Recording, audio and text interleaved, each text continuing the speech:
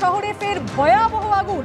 5 নম্বর gusting প্লেসের একটি বাড়িতে ভয়াবহ আগুন। দমকলের 5টি ইঞ্জিন এই মুহূর্তে ঘটনাস্থলে উপস্থিত রয়েছে এবং আগুন নিয়ন্ত্রণে আনার চেষ্টা করছে। যে বাসিন্দারা রয়েছে বাড়ির মধ্যে তাদের নিয়ন্ত্রিত, তাদের যে সেফ আশ্রয় সেখানে নিয়ে আসা হয়েছে। দুটি ছবি আপনারা এই মুহূর্তে দেখতে পাচ্ছেন। শহরে ভয়াবহ আগুন লেগেছে 5 নম্বর গাস্টিং প্লেসের একটি বাড়িতে এবং দমকলের 5টি ইঞ্জিন সেই আগুন নিয়ন্ত্রণে আনার চেষ্টা করছে।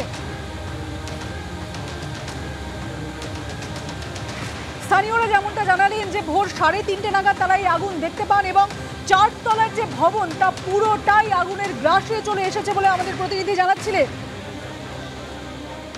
এর পাশাপাশি দমকল দেরিতে আসার অভিযোগ করেছেন বাসিন্দারা। তারা যেমনটা জানাচ্ছেন যে তারা দমকলে খবর দেন, বেশ কিছুক্ষণ পর দমকল আসে, যার ফলে আগুন আরো ভয়াবহ আকার ধারণ করে।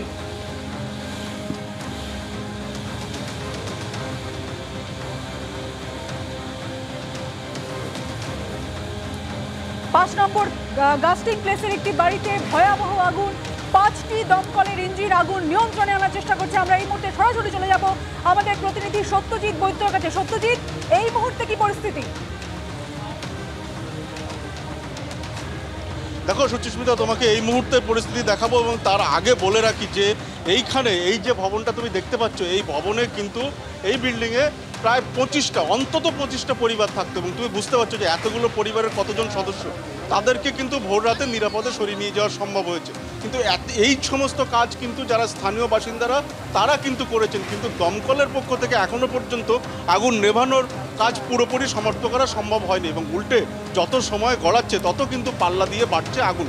এবং তুমি দেখতে পাচ্ছ যে জায়গার কথা আমরা প্রথম থেকেই বলছিলাম, অর্থাৎ 4 তলার একটি অংশ এবং তার নিচের অংশ, এই সমস্ত জায়গা থেকে প্রথম বলেছিলেন স্থানীয় বাসিন্দারা তারা আগুন দেখতে পেয়েছিলেন এবং সেই জায়গা থেকেই কিন্তু এখনো পর্যন্ত আগুন এবং ধোঁয়া তা কিন্তু দেখা যাচ্ছে এবং এলাকার আকাশ কিন্তু কালো ধোঁয়ায় চেয়ে গিয়েছে এবং সময় যত গড়াচ্ছে পাল্লা দিয়ে বাড়ছে এই আগুনের এবং ধোঁয়ার অংশ। এবং তুমি এই বিল্ডিংয়ের ভিতরের যে জায়গা তুমি দেখতে পাচ্ছ যে বাইরের অংশে যেভাবে কাঠের কাজ দিয়ে কারুকাজ করা, এই পুরনো বিল্ডিংটা এর ভিতরের অংশেও কিন্তু কাঠের বিভিন্ন কাজ রয়েছে। স্থানীয় বাসিন্দারা, এখানে যারা বাসিন্দা তারা যেমনটা বলছেন যে ভিতরে যেহেতু অনেক কাঠ রয়েছে সে কারণে কিন্তু খুব দ্রুত এই কাঠে আগুন লেগে যেতে পারে এবং সেই কারণেই দ্রুত আগুন ছড়াতে পারে। আশপাশের যে এলাকা, শুধু গেলে এই বিল্ডিংয়ের কথা নয়, আশপাশের যে এলাকা সেই সমস্ত এলাকাও কিন্তু ঘিঞ্জি এবং অনেক বিল্ডিং যেগুলো খুবই পুরনো বিল্ডিং, যেগুলো 100 বছরেরও উপরে বয়স, গাস্টিং প্লেসের মতো এই সমস্ত জায়গাতে কিন্তু এই ধরনের, এই শহরের এই ধরনের বিল্ডিং কিন্তু স্বাভাবিক এবং যেখানে যে কোনো মুহূর্তে আগুন লেগে যেতে পারে।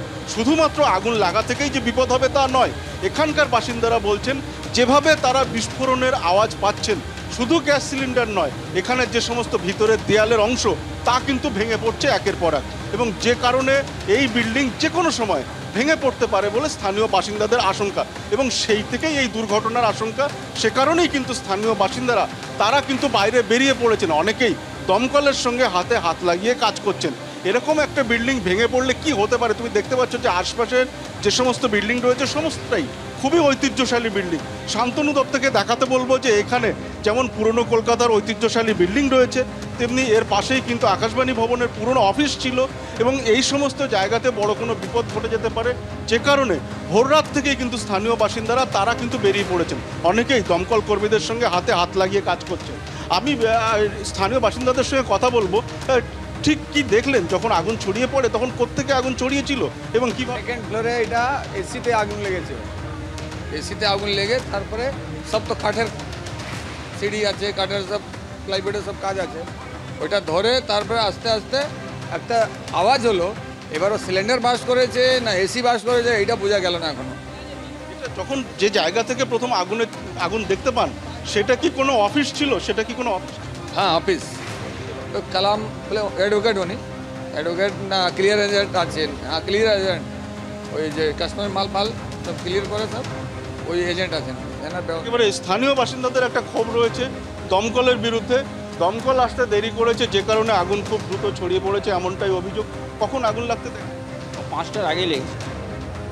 তারপর এই দমকলে ফোন করা হয়েছে, ওদের কোনো ব্যবস্থা নেই, আসতে দেরি করেছে, আসতে যাওয়ার পর এখন দেখছেন তো আপনারা যা অবস্থা, হ্যাঁ কোনো অবস্থায় ব্যবস্থা নেই, সিঁড়ি নেই, দুটো গাড়ি রয়েছে কিন্তু কোনো সিঁড়ি নেই, জল নেই। একেবারে গাড়ি রয়েছে, ইঞ্জিন রয়েছে, অথচ দমকলের এই সমস্ত ইঞ্জিনে পর্যাপ্ত জল না থাকার কারণে কাজ বিঘ্নিত হচ্ছে, এমনটাই স্থানীয় বাসিন্দাদের অভিযোগ। এই মুহূর্তে আরও কতক্ষণ সময় লাগবে এই আগুন পুরোপুরি নিয়ন্ত্রণে আনতে তা কিন্তু বলা সম্ভব নয়।